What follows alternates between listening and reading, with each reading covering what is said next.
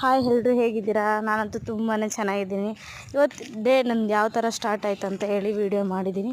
ನಾನಂತೂ ನಮ್ಮ ಏರಿಯಾದಲ್ಲಿರೋ ಗಂಗಮ್ಮ ದೇವಸ್ಥಾನಕ್ಕೆ ಹೋಗಿದ್ದೆ. ನನಗೆ ಇಲ್ಲಿ ಪಾವಡಕ್ಕೆ ಬಂದರೆ ಟೆಂಪಲ್ಗೆ ಹೋಗೋದಂದ್ರೂ ಕಂಪಲ್ಸರಿ. ಅಂದರೆ ಮನೆ ಹತ್ರನೇ ಇದೆ ಮನೆ ಟೆಂಪಲ್ ಅಂತೂ. ತುಂಬಾ ಚೆನ್ನಾಗಿದೆ ಗಂಗಮ್ಮನ ದೇವಸ್ಥಾನ. ಇವತ್ತು ವಿಶೇಷ ಏನಂದರೆ, ನಾನು ಸುಮ್ಮನೆ ಇವತ್ತು ಆಷಾಢ ಮಾಸದಲ್ಲಿ ನಾನು ಟೆಂಪಲ್ಗೆ ಹೋಗಿಲ್ಲ ಅಂತ ಹೇಳಿಬಿಟ್ಟು ಅಮ್ಮವ್ರ ದೇವಸ್ಥಾನಕ್ಕೆ ಇವತ್ತು ಬಂದೆ. ಆದರೆ ಪೂಜೆ ಮಾಡಿ ಇವತ್ತು ವಿಶೇಷ ಏನಂದರೆ, ನಾನು ಅಮ್ಮವ್ರಿಗೆ ಮೊಕ್ಕೊಂಡು ಈ ಥರ ತಲೆ ಬಗ್ಸ್ಕೊಂಡು ಮೊಕ್ಕೊತಾ ಇದ್ದೆ.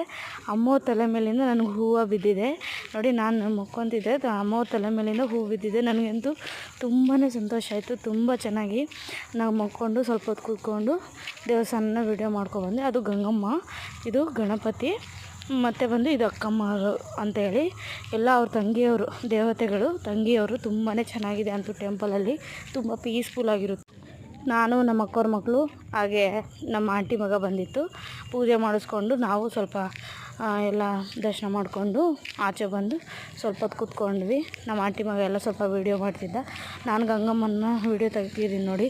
ನೀವು ಎಲ್ಲ ದರ್ಶನ ಮಾಡ್ಕೊಳ್ಳಿ, ಮಕ್ಕಳಿ ಏನು ಕೇಳಿದ್ರು ಅದಾಗುತ್ತೆ. ತುಂಬಾ ಚೆನ್ನಾಗಿ ಆ ದೇವ್ರದ್ದು ದರ್ಶನ ಆಯ್ತು ನಮ್ಗೆ. ಯಾರೂ ಇರಲಿಲ್ಲ, ಪೂಜಾರಿ ಒಬ್ಬರಿದ್ದರು. ನಮ್ಮ ಅಕ್ಕವ್ರ ಮಕ್ಕಳು ನೋಡಿಬ್ರು. ನಾವು ಆಚೆ ಬಂದು ತೋರಿಸ್ತಾಯಿದ್ದೀನಿ. ಟೆಂಪಲ್ ಇದೆ ಗಂಗಮ್ಮನ ದೇವಸ್ಥಾನ ಪಾವಗಡದಲ್ಲಿ. ಆಮೇಲೆ ಬಂದು ನಾನು ಇವತ್ತು ಸೋಮವಾರ ಅಲ್ವಾ, ಕಂಪಲ್ಸರಿ ಶಿವನ ದೇವಸ್ಥಾನಕ್ಕೆ ಹೋಗ್ತೀನಿ ವಾರನೂ. ನೋಡಿ ಯಾವ ಥರ ರೆಡಿ ಮಾಡೋರು ನಮ್ಮ ಈಶ್ವರನ್ನ, ತುಂಬ ಚೆನ್ನಾಗಿದ್ದಾರಲ್ವ.